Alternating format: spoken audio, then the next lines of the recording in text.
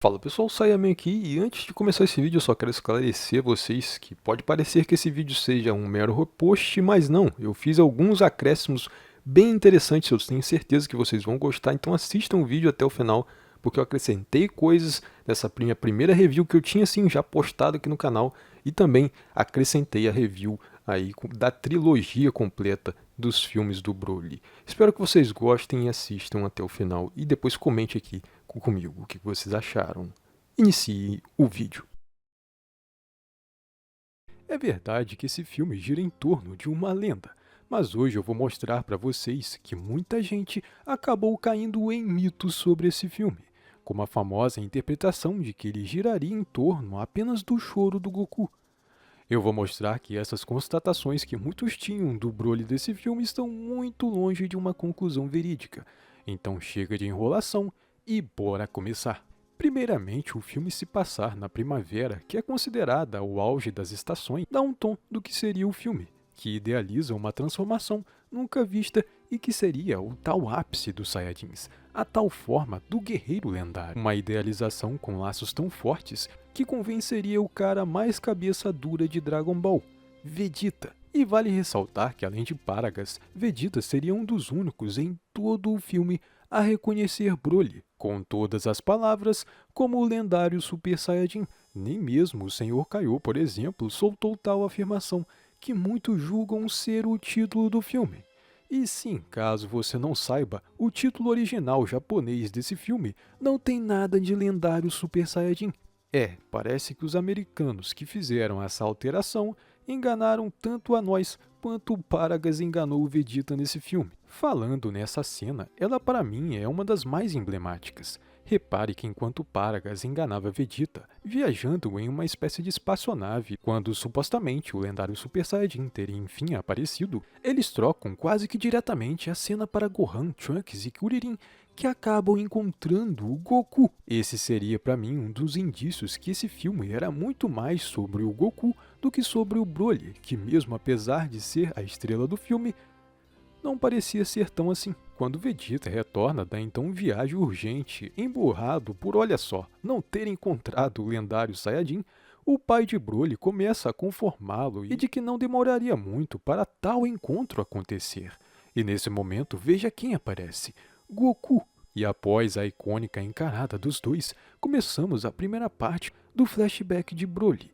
Porém, antes dele acontecer, Paragas faz interessantes observações, como quando ele diz que os instintos de Broly como Saiyajin foram despertados pelo poder de Kakaroto. Mas aí que entra a tal questão desse filme que é tão polêmica. Por que isso aconteceu? Por conta do choro do Goku que os instintos do Broly como Saiyajin foram despertados? Absolutamente não.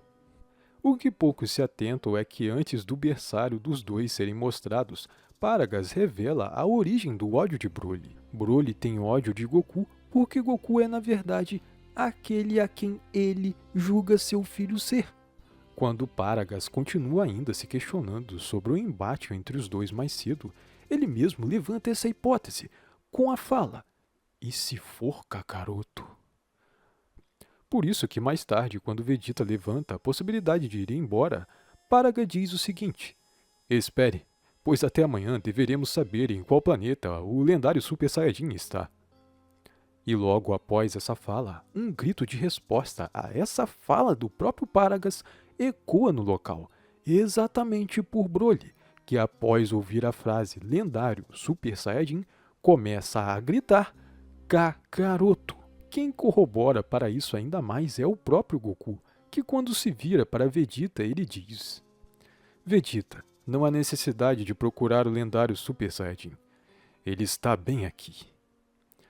O que ficou subentendido, obviamente, era que Goku estava entregando a farsa e o tal Saiyajin que Vegeta estava procurando era Broly que estava bem do seu lado. Mas não, Goku se referia a ele mesmo. Entretanto, é aí que entra o flashback para você entender tudo isso. Broly era, na verdade, o Saiyajin destinado não a ser o lendário, mas sim a ser o rei dos Saiyajins. Broly, na verdade, é o verdadeiro rei dos Saiyajins, cujo trono foi usurpado por Vegeta pai. Vegeta, apesar de citar Broly como lendário Saiyajin, parece até mesmo que ele perdeu sua estadia como príncipe, porque por quase o filme inteiro o Vegeta não usa a sua famosa frase "Eu sou o príncipe dos Saiyajins". Não, ele está completamente derrotado de uma maneira que nunca havia acontecido. Era como ele tivesse perdido seu posto. E isso fica mais evidente de que Broly e sua família têm o verdadeiro sangue real pela maneira que Vegeta pai decide encerrar a vida e linhagem de Paragas e especialmente de Broly. Vemos que ele tem interesse não só de matá-los de forma comum e simples, mas de manchar a imagem do nome da família, colocando-os junto de lixo. Vejamos inclusive que na cena anterior, Paragas suplica para que o rei poupe a vida do seu filho, afinal ele cresceria em breve e seria útil para ele. Repare que é quando Paragas fala isso que Vegeta pai decide matar os dois, pois com o crescimento não só de poder, mas familiar de Broly, com ele possivelmente tendo filhos e tudo mais, ficaria evidente para todos os Saiyajins de que a família de Vegeta era farsante e que a de Broly era quem devidamente mereceria o reinado Saiyajin. Isso fica ainda mais claro quando você olha o design do Broly, que remete a uma realeza, usando uma manta e tudo. E durante o filme mesmo, que em meio à farsa criada pelo seu pai, ainda assim Broly é cuidadosamente até mesmo colocado em um trono em um certo momento. Fora o fato que ele não usa a armadura Saiyajin, e até mesmo a explicação oficial disso é que não acontece dele usar esse traje para mostrar que ele não passou pela vergonha da escravidão, da mancha da escravidão que os Saiyajins passaram através do Freeza. Portanto, a incompatibilidade então entre Broly e Kakaroto se deve na verdade a um choque de poderes estratosféricos, cuja ligação é tão profunda que Broly nunca esqueceu o Ki de Goku. Pois o confronto de Goku e Broly, na verdade, é um confronto entre a lenda e a realidade. Broly, pela sua genética aprimorada, reconheceu, antes de todo mundo, que aquele ser ao seu lado era o lendário Saiyajin de sua raça, no sentido mais literal dessas duas palavras. Goku é a lenda, enquanto Broly é o rei. Por isso, inclusive, que durante a luta final, quando Paragas já começa a revelar seu plano e afirmar que o império que ele iria construir junto de Broly duraria até a eternidade, vemos que a narrativa do filme começa a partir daí colocar Broly como um rei sanguinário, tanto que a primeira fala de Broly ao se referir a Goku é a fala de um rei. Sim, Broly diz a Goku no original em japonês que o sangue de Kakaroto seria o primeiro a ser sacrificado. E no contexto de um rei essa fala é bem significativa, pois até na realidade, os maiores impérios e até mesmo, obviamente, os imperadores, desempenhavam não só papéis de liderança, mas até mesmo espiritual, com muitas das vezes o imperador ou rei sendo ao mesmo tempo um líder e um sacerdote que realiza sacrifícios. Portanto, sim, esse é o verdadeiro significado do filme Dragon Ball Z, o lendário Super Saiyajin. E o significado é que Broly é Goku. Calma, eu já vou explicar. Caso você não saiba, Son Goku é apenas a tradução para o japonês do nome Son Wukong, a lenda chinesa que serviu de inspiração para Dragon Ball. Como sabemos, Goku é uma das representações dessa lenda, e carrega vários aspectos desse personagem. Porém, Broly também é uma representação dessa lenda, e como vemos por seu próprio design, especialmente pelo uso da tiara, ele representa o Rei Macaco. Mas além de carregar esse aspecto real do personagem que o Goku não carrega, Broly traz muito mais o aspecto sanguinário dessa lenda, especialmente no início de seu filme, onde vemos ele em uma espécie de rebelião contra o universo, assim como ocorre em Jornada para o Oeste, onde Son Wukong se rebela contra as divindades. Só que aqui em Dragon Ball esse acontecimento é notado pela destruição das galáxias, por Broly, que foi notado por uma divindade aqui do Dragon Ball, que é o Senhor Kaiô. Resumindo, é por isso que ambos os personagens, tanto Goku quanto Broly, têm uma relação tão conflitante, mas ao mesmo tempo tão próxima, com eles nascendo no mesmo dia, ficando exatamente um do lado do outro, pois no fim eles são versões diferentes de uma mesma representação, onde eu diria que Broly é o Rei Macaco e o Goku é a lenda Son Wukong.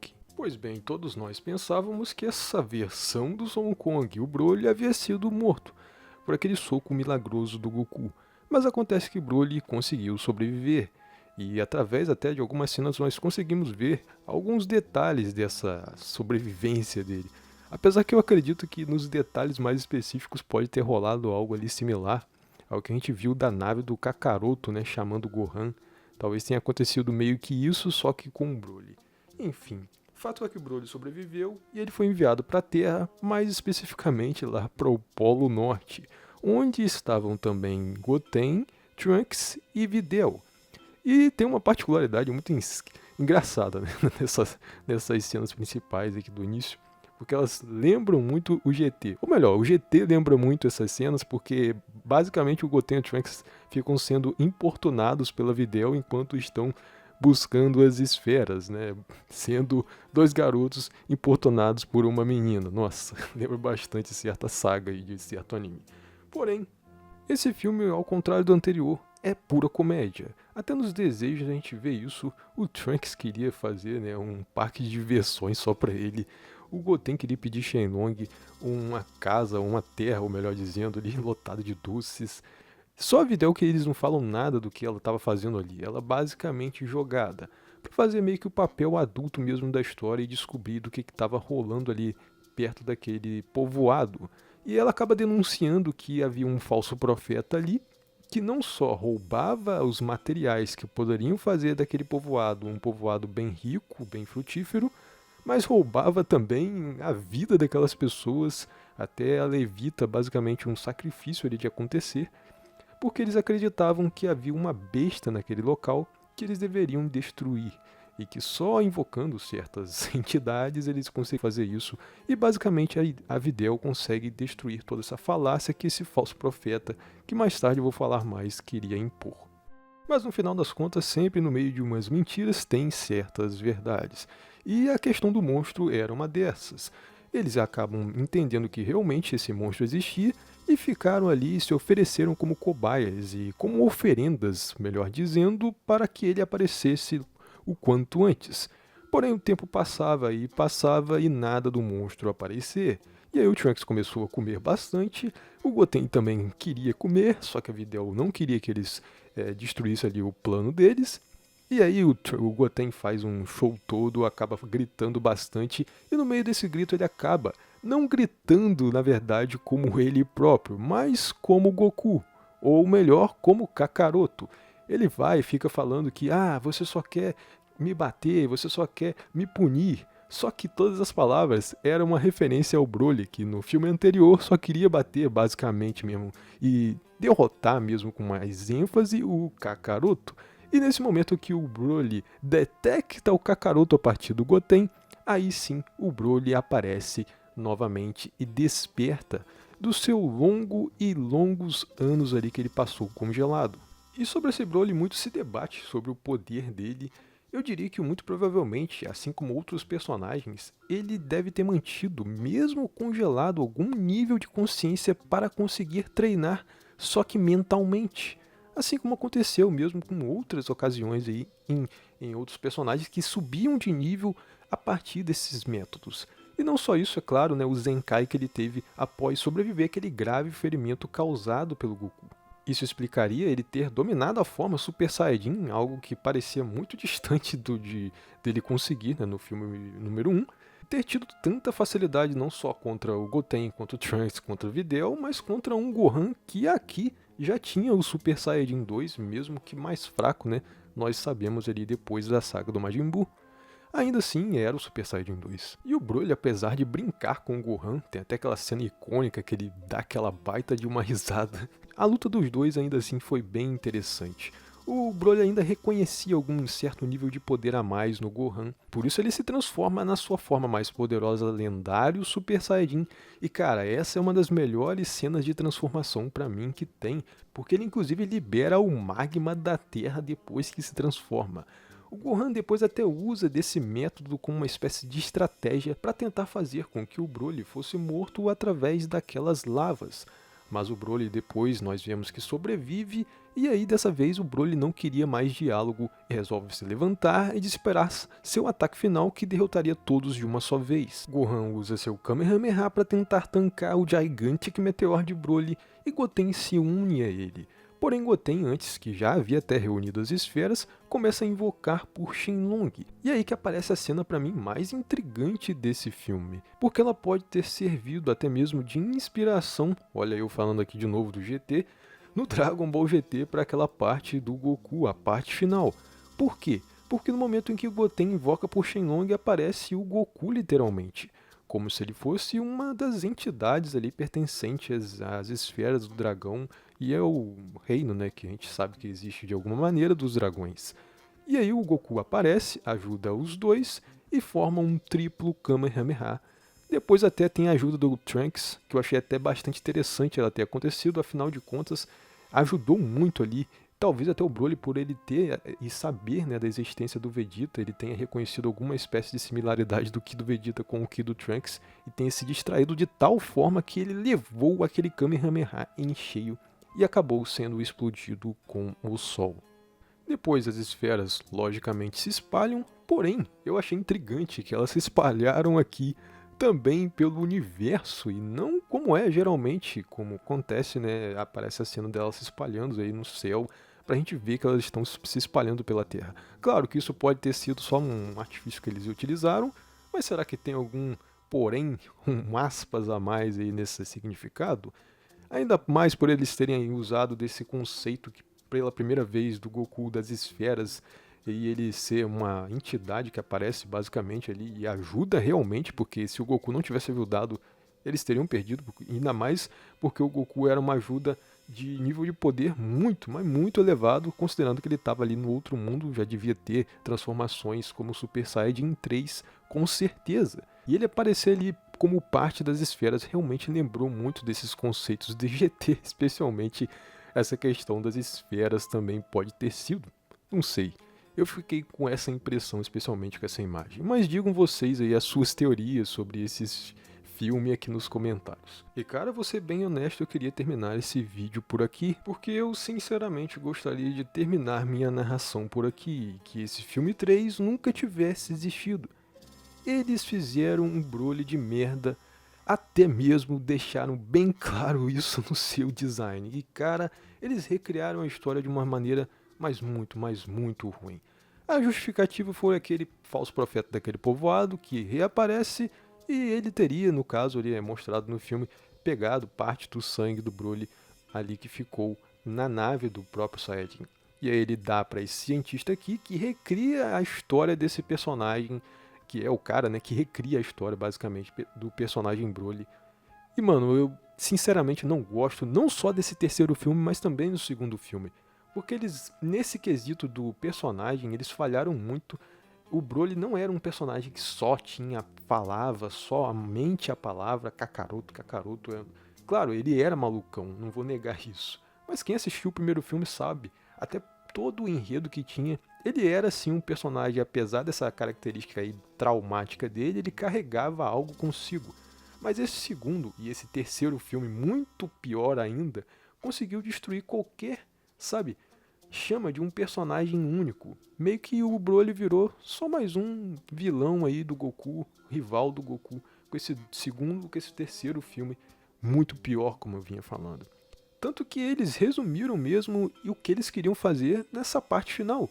Eles queriam tornar o Broly somente um monstro, e ele virou realmente somente um monstro. E, cara, é lamentável pra mim o que eles fizeram com esse filme 3, especialmente esse filme 3. Eu tenho certeza que foi por conta desses dois últimos filmes que ficou aí no imaginário do pessoal essa imagem do Broly somente como um malucão que não tem história nenhuma. Coisa que quem viu o primeiro filme sabe que tem história sim, que tem todo um fundo, que eu até quis fazer mais embasado ainda para vocês e trazer todos os significados para ficar sempre marcado esse primeiro filme do Broly como o melhor realmente da sua trilogia.